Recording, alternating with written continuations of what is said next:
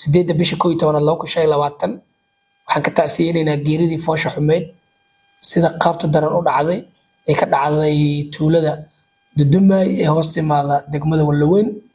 haddaanu nahay maamulka iyo shacabka degmada Wallaweyn iyo kan dowladda Koonfur Galbeedba waxaan ka tacsiyeynaa geeridaasaytii waxaan shacabka Soomaaliyeed u cadeynaynaa inaan laga jiifin ay tahay in arintaas foosha xun laga dhidhiyo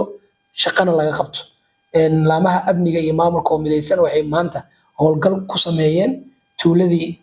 falka foosha xun oo ka dhacay waxaa laga soo qabtay ilaa tiro ku dhawaad 4 xubnood welina howlgalkii ayaa socdo anagoo fulinayna amarka madaxda sare ee dowladda Koonfur Galbeed ee ah ilaa laga soo qabto dhammaan intii ku lug lahayd falkaas foosha xun ee dhacay hadday yihiin madax heer dhaqan ilaa iyo heer mas'uul dowladeed ama shacabba saddexda darajo midkuu doona ha yeeshee cid walba oo ku lug yeesho inaan loo aabiyeyn la soo qabto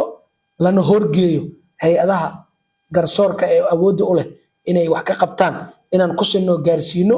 anagoo awaamiirtaas iyo waajibaadkiina saarnaa ee dawliga gudanaynaba waxaan shacabka u ballan qaadaynaa inaan horkeenno hortooda dhagarqabayaashaas kala duwan ciday doonaan ha naqdaane mar labaad iyo mar saddexaadna waxaan fariin u diraynaa shacab weynaha dowladda Koonfur Galbeed iyo kan degmada Wallaweyn inay isdejiyaan shucuurtooda yareeyaan waa ballan qaadaynaa inaan sharciyada horkeenno hadduu Ilaahay raali ka noqdo muwaadin kasta ee qayb ka noqdo. Assalaamu calaykum waraxmatullaahi wabarakaatuh.